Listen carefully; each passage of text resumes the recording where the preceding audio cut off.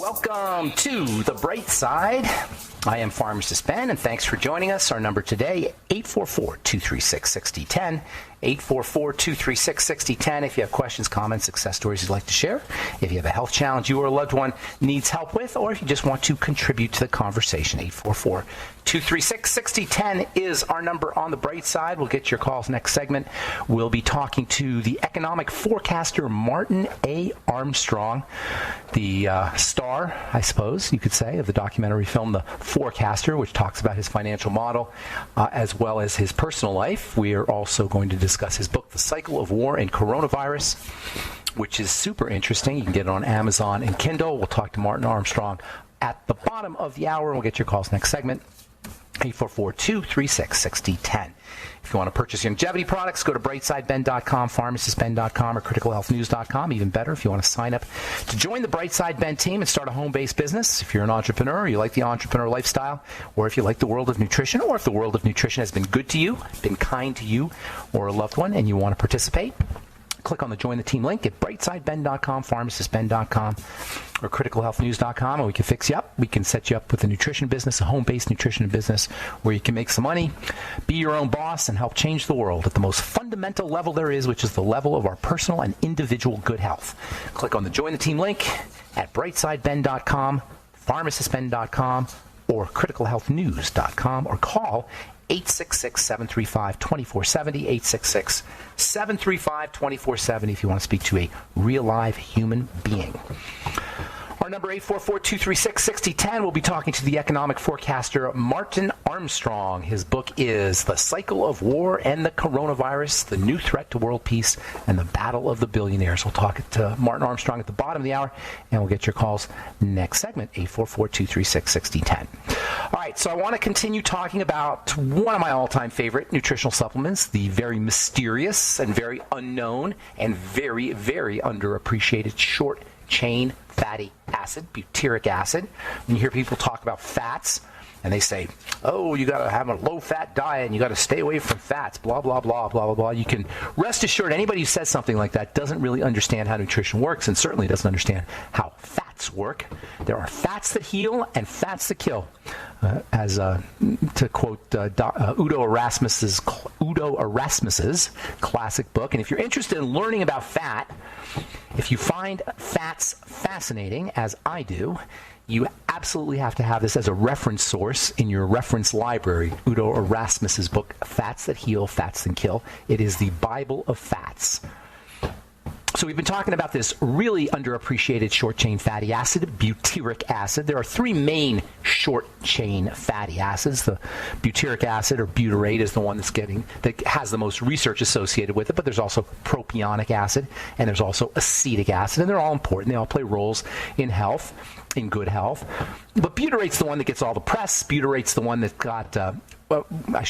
gets, relatively speaking, because still people don't know about butyrate, but that's the one that's got the most research behind it. It's involved in supporting digestive health, which we spend a lot of time talking about. It's if you have any kind of colon health issues, colon disease, including cancer, Crohn's disease, ulcerative colitis, irritable bowel syndrome, SIBO, small intestinal bacterial overgrowth, and of course leaky gut syndrome, which affects the entire body. When you hear leaky gut syndrome, you can pretty much rest assured that almost all health challenges arise from toxins getting into the bloodstream. All chronic health challenges, that is. All of them. That's so important. All chronic health disease is associated with leaky gut. You don't need to be tested for leaky gut if you have an autoimmune problem. You don't need to be tested for leaky gut if you have a neurological issue, if you have Parkinson's disease, a movement disorder, whatever. These are all arising from toxicity that gets into the blood. This is a fundamental principle of the bright side, we'll say. It's not a fundamental principle for modern medicine, although alternative practitioners recognize this connection between leaky gut syndrome, or as it's more technically known as intestinal permeability syndrome, and chronic disease. That's good news and that's bad news. It's bad news because you're not going to be able to fix your multiple sclerosis or your Parkinson's disease or anything else by just working on your brain or working on your nervous system. But it's good news because all you got to do is work on your digestive system. That's why all these diseases improve when you fast, for the most part. So butyrate plays a major role in digestive health, and because the digestive system is so connected to the immune system, because most of our immunity is in the digestive system, as you might guess, butyrate plays an important role in maintaining robust immunity, and that should come as no surprise. Anything that supports digestive health is also going to strengthen your immune system. Could it be that susceptibility to viral infections also involves digestive health? Interesting. We know, I was just reading yesterday, schizophrenics are twice as likely to suffer from COVID symptoms as non-schizophrenics. We know dementia patients are more likely to suffer from viral infections than non-dementia patients. What is it about dementia patients and schizophrenic patients that it makes them more prone towards viral infections? Well, we know that schizophrenics have messed up digestive systems. And we know that there's a relationship between dementia and messed up digestive systems. All boils down, any way you look at it, any way you slice it, it all boils down to digestive health. Perhaps this is why Americans are so susceptible to viral infections. We have 20% of the world's population, or 5% of the world's population, but we suffer 20% of COVID deaths. Maybe it's related to our crappy digestive system. This is why I give so little regard to the myths of the medical model and the advice that representatives of the medical model give us. They want you to know about vaccines, they want you to wear masks, and they want you to socially distance, but nobody's talking about digestive health. And we know that immunity and digestion go hand in hand. I'm not making that up. That's well known. But nobody on TV, none of those beautiful doctors, ladies, and men on television telling us about, the viral infections, you have to stay in the house and you got to lock down and blah, blah, blah. None of them are talking about probiotics or digestive health. We don't even know where they stand on this idea of digestive health, as well as all these vaccine-promoting representatives. Did you know, by the way, that the human intestine is home to quadrillions, that's thousands of billions of viruses that live in perfect cooperation with the bacteria? Yes, your intestine is loaded with viruses. There are way more viruses than there are bacteria. Probably 1,000 times more viruses in the intestine than there are bacteria, and they live in perfect cooperation. The viruses control the bacteria, so the bacteria don't overgrow. Every gram of human stool contains billions, many billions, of viral particles. Every gram of stool.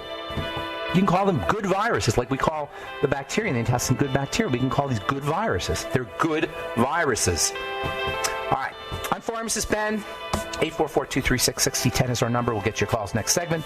Martin Armstrong will be with us. The forecaster, the economic forecaster, Martin Armstrong will be with us at the bottom of the hour.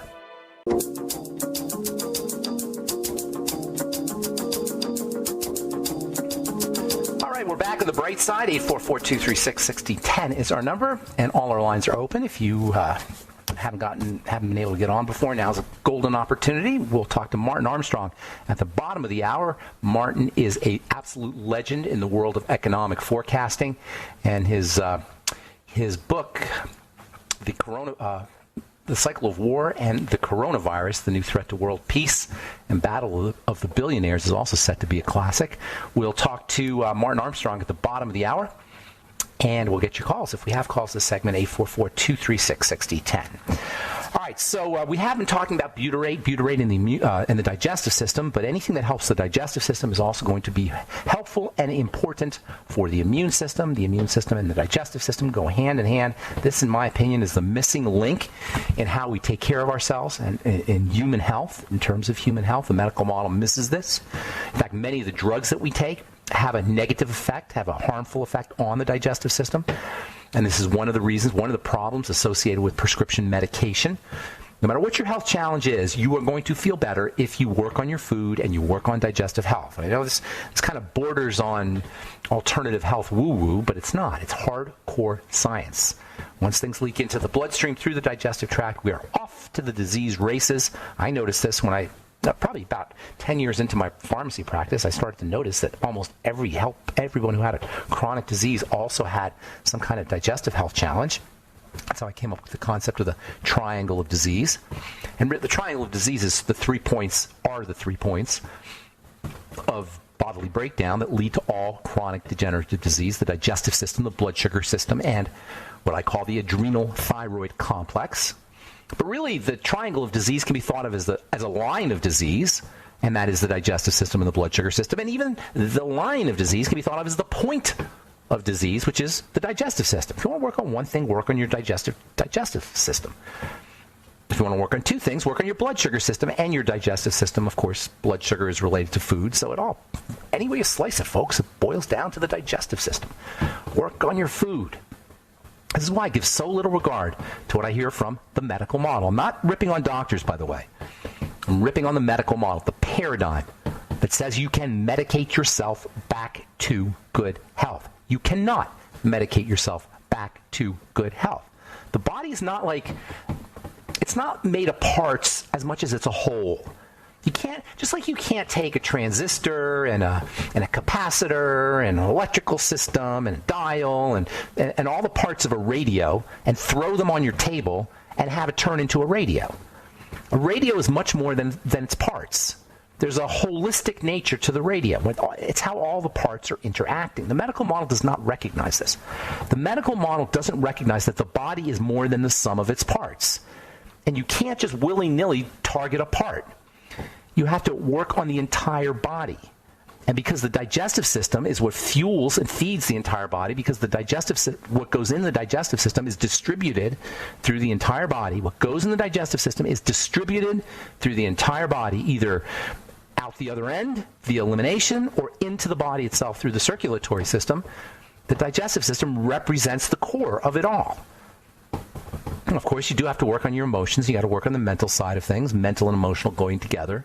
I was just reading yesterday how I forgot the guy's name. Some psychiatrist came up with the concept of ideation. He said the mind and the emotions are linked, and mind-emotion can be thought of as ideation. And I agree with that. And you have to work on ideation. You have to work on spirituality. You have to breathe. You have to exercise. You have to move your body. You have to rest, and you have to relax. But nothing trumps digestive health.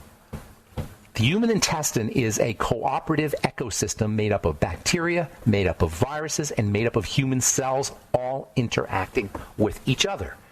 And this comes as a shock to a lot of folks. We have good viruses, like we have good bacteria. And the focus that the medical model places on the relatively few viruses that cause health issues, as well as the relatively few bacteria that cause health issues, is an example of how short-sighted and how simple-minded even the most intelligent among us can be. Doctors are not stupid people, but they're bought into the model for the most part. Not all of them, but for the most part, they're bought into the model. Certainly the ones that get all the publicity, the ones on TV, the ones in the news, the mainstream ones who are spouting the mainstream pharmacomedical theories and concepts are shockingly short-sighted and simple-minded. Unless they know better, and I'm not, then it's nefarious, but we'll say they're just simple-minded. Well, I was talking to a guy today, he told me his doctor told him that he shouldn't take vitamin E when he was having surgery because vitamin E thins the blood. This is a classic example of the simple-mindedness of the medical model. They'll tell you that vitamin K and vitamin E and even vitamin A should not be taken when you have surgery. Why? Because vitamin A affects the liver, vitamin K affects blood clotting, vitamin E will thin your blood, blah, blah, blah, blah, blah, blah. That's not how vitamins work, people. They're not going to affect your body like a drug. They're going to help your body. Nutrition helps the body. It doesn't work like a drug. A couple days ago, I read how the headline on MedPage Today: vitamin D flops for helping with the immune system. That's what they use. They use the word flops. Why? Because vitamin D didn't help people's immunity. That's not how it works. If you're eating crappy and smoking cigarettes and living a lousy lifestyle, you can't just take a vitamin and expect it to change things. Now, if you're deficient in a vitamin, it might make a difference if you're suffering from a deficiency disease. But you got to work on the entire system. Vitamins and nutrients don't work like drugs. They work by supporting the body, by supporting the system. In any case, we know that addressing the health of the digestive system is a critical aspect of overall health and immunity, and this is why butyrate is so darn important. Remember, the best source of butyrate is dairy. There's butyrate in fermented foods as well, but Dairy is your primary source of butyrate. Dairy, milk, is basically the vehicle that nature uses for activating immunity, particularly for activating immunity of its babies. Nature's babies, at least its baby mammals, are designed to have their immune system and their intestine, same thing, built via dairy. Mammals comes from the word mammary. In dairy, you have molecules that build the immunity of the baby mammal's intestine. Mammals are born early. In a sense, they're not fully developed. Reptiles are fully developed. An alligator, a crocodile comes out of the egg and it's fully developed. An amphibian, a bird, other animal classes are fully developed. Mammals are not. Thus the importance of milk, which comes from mammary glands, which is where we get the term mammal. Glutamine, glutathione, lactoferrin. Love lactoferrin, by the way, for building the immune system. lactoferrin. You can get that on the internet. Super, super important for killing bacteria. Various immune globulins. These are all molecules that strengthen intestinal immunity in the baby mammal. And, of course, butyrate, which is not only important for colonocytes, for enterocytes, the cells of the intestinal system, but also for intestinal immunity. Remember, immunity and digestion go hand in hand. All right, I'm Pharmacist Ben. We're coming back on the bright side with Martin Armstrong of Armstrong Economics, the economic forecaster. He's an absolute legend. His book is The Cycle of War and the Coronavirus, The New Threat to World Peace and Battle of the Billionaires. We'll talk to Martin Armstrong right after this on the bright side. Don't go away.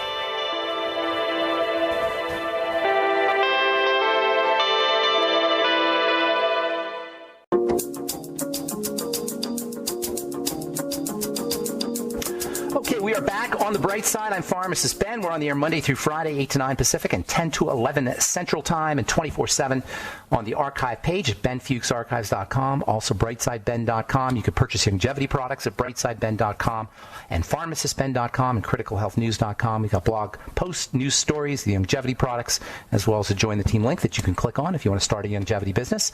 And don't forget to take a look at our Truth Skin Health products, all formulated by myself in my compounding pharmacy for healing wounds.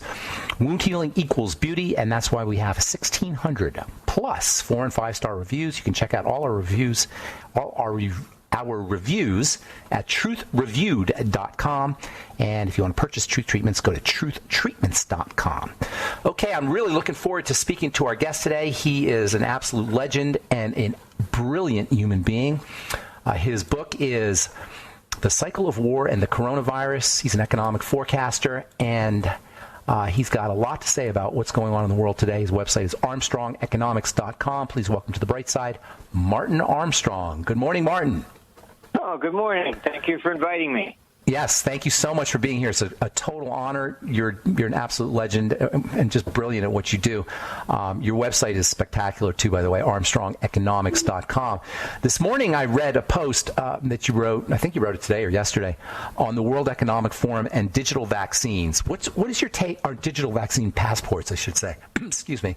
What is your take on this whole idea of passports and this whole idea of digital surveillance and the relationship between COVID? And is the machinery already in place and the wheels are already turning and there's nothing we can do, or is there something human beings can do to prevent this monster from taking over?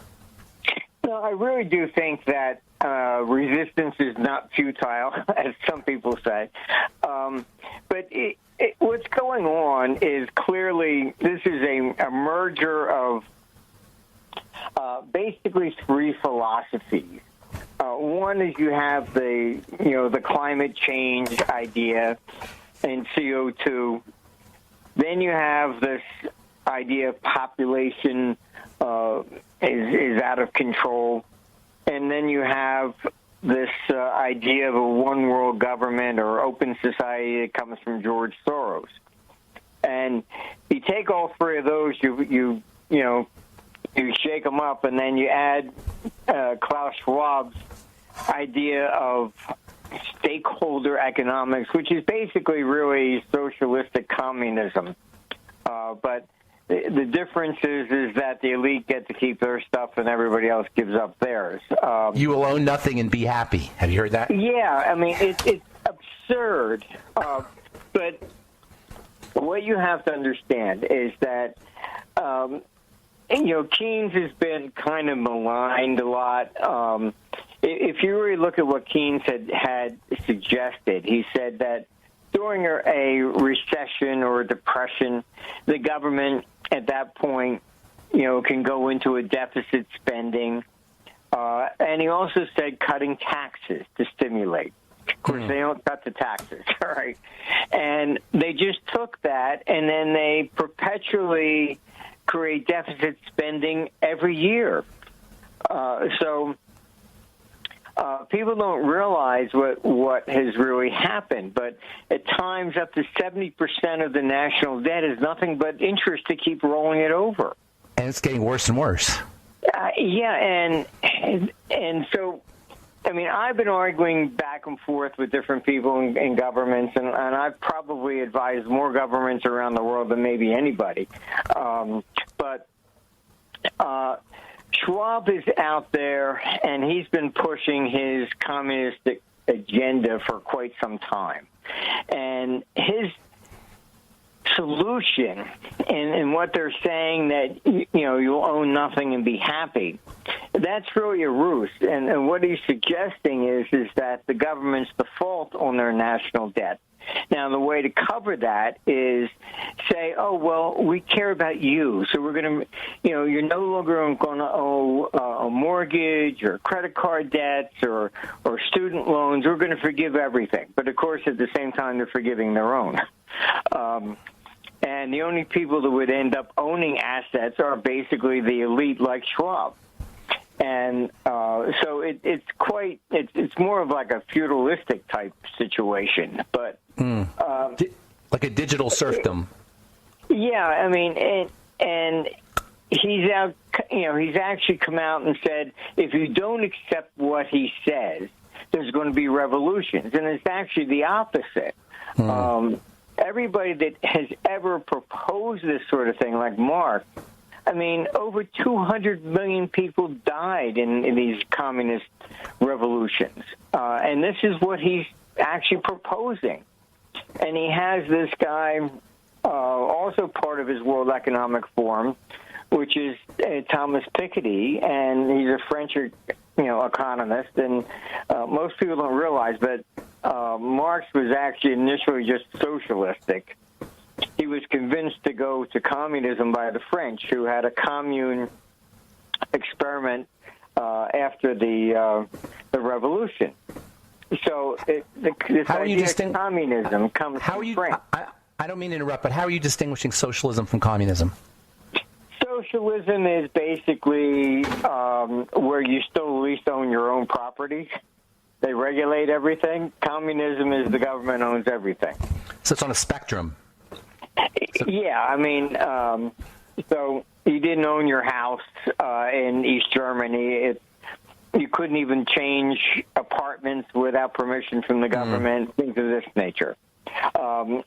Where under socialism, you own it, but they tax you, until you start bleeding from every orifice. But so that's technically the difference between the two, and it's just a question of who, in theory, owns it. Where does coronavirus fit into all this? I will tell you the absolute truth is that I believe that this was orchestrated. They know what was coming. Schwab, I know for an absolute fact, sold all his government bonds and stocks, etc., at the peak in just before the crash. And I know he even told people a virus was coming. Yeah, this virus is nothing in comparison to anything historically. I mean, the death toll in this is 0.02%. So which is about the same as 1969 when it was the Hong Kong flu, and they still had Woodstock in the middle of it. Yeah, if you look at the statistics, it's just stunning how people have bought into it like this, but yet they have. And not just ordinary people, but physicians have bought into it. People who should know better have bought into it. I mean, average people who represent the medical model, not just physicians, but other representatives of the medical model. And in the face of the statistics, which are public in the public domain, it doesn't make any sense. How is it that everybody has bought into it like this? A lot of it seems to be peer pressure among doctors, etc. But it just gets just crazy. Most of it is the media. It's very non-scientific as well. But your title, I want to talk about your book because the title is very, very interesting. The Cycle of War and the Coronavirus. I want to discuss that when we come back from our break. What you mean by the cycle of war and the coronavirus? We got Martin Armstrong with us, the forecaster. His website, ArmstrongEconomics.com. The book, The Cycle of War and the Coronavirus. We'll be back.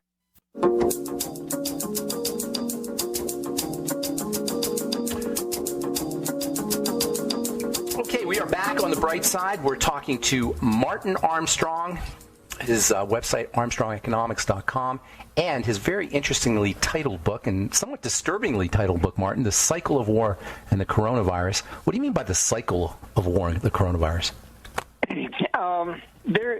Basically, war, like everything else, it takes place in a cycle.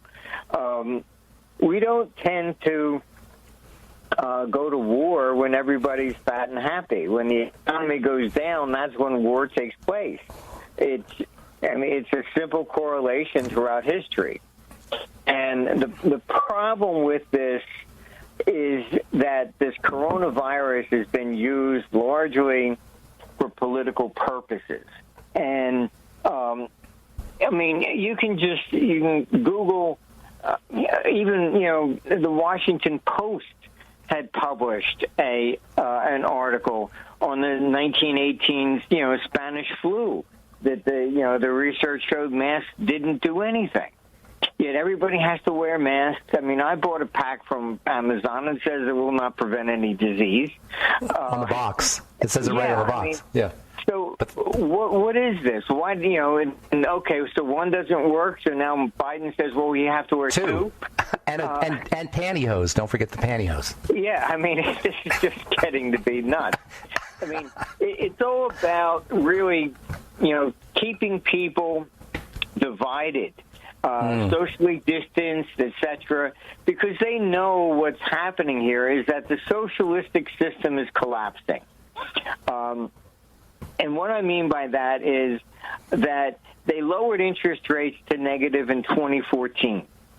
And they thought, okay, fine, this would stimulate the economy. It has failed to do so. But, the problem we have with people in government is it's like Dumb and Dumber. These people really have no clue what they're doing. So they lower interest rates. Oh, this will help. Well, then who actually owns a lot of the debt? It's pension funds. And all of a sudden now you have most of the pension funds are insolvent. They need to make about 8% annually to break even, not negative rate. And then they go, oh, gee, all the pension funds are starting to get in trouble. No kidding, honestly, it's you couldn't make up this stuff. But there's no qualifications to run for any office whatsoever. Right. And that's celebrity. Celebrity is the qualification. Yeah, always smiles. It's like getting in a cab and saying, oh, gee, you look like a nice person. I need brain surgery next week. Would you mind? Do you have any free time? Right. It's just absurd. So the problem is that the economy is collapsing. And what makes peace is not nuclear arms. As long as the U.S. was the biggest economy, consumer economy, everyone was able to sell to it and rise from the ashes. Japan, Germany, and China. Now, you cut off that economy and the supply chains have collapsed. The problem is that now it is different. War can now rise because they're no longer biting the hand that feeds them. And, that's the real issue that that war has got on any of this stuff. And it's not nuclear arms that creates peace. It's basically, as long as we all get along together, then it's fine. So what is first of all, what can people do? And second of all, what is the solution? Because the problem you're describing is as old as human beings, as old as recorded history. So how can individuals make a difference, number one? And then what is the solution to this literally age-old problem? I think largely that, it almost requires a revolution, because it seems to be the only thing that actually, it's a control, alt, delete, and resets things. You take the current problem, all right? So Biden wins, and the majority is 50.4%. That's it, all right? It takes even, the vice president to break a tie, because the Senate's 50-50.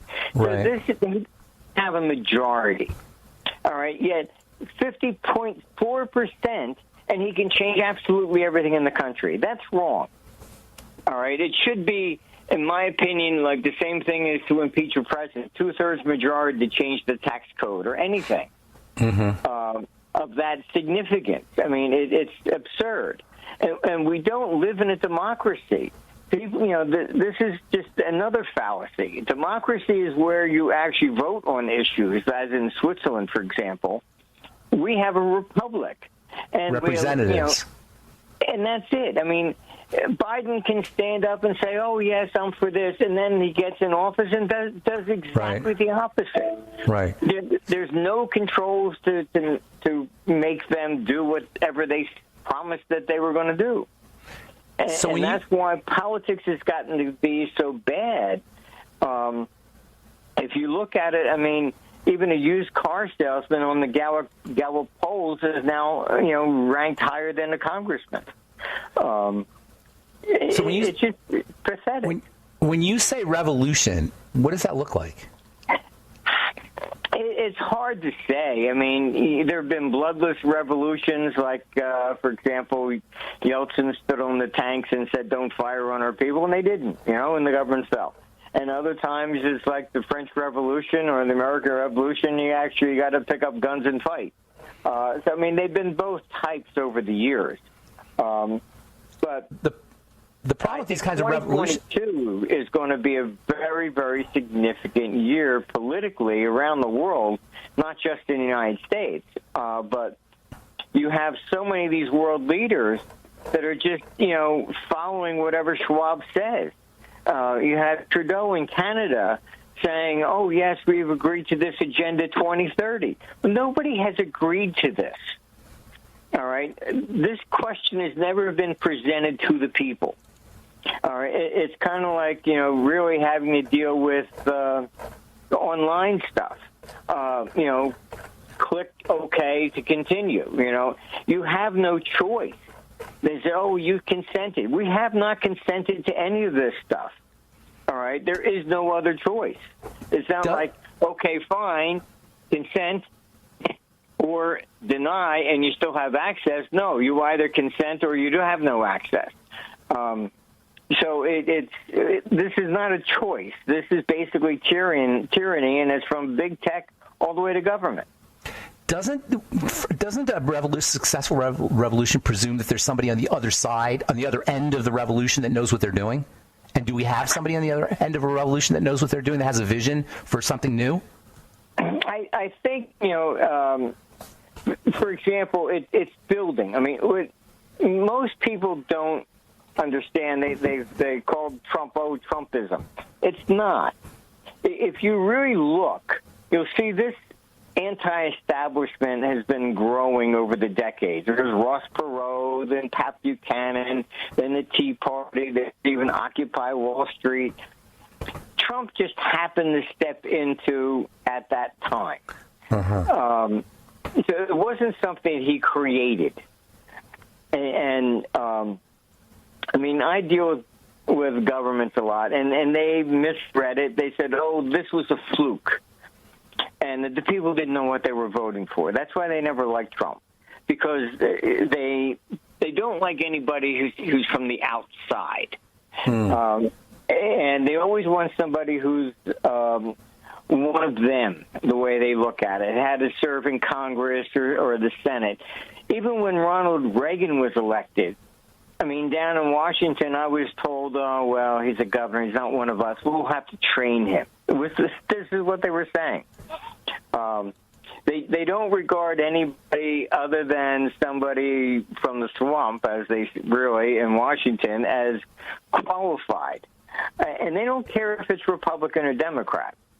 John McCain giving that dossier that was created by Hillary against Trump. I mean, it's they're all in it together, and that's the problem. Martin, I got so much more I want to talk to you about. I hope you come back on. We didn't even get to talk really about some of these economic ideas of yours.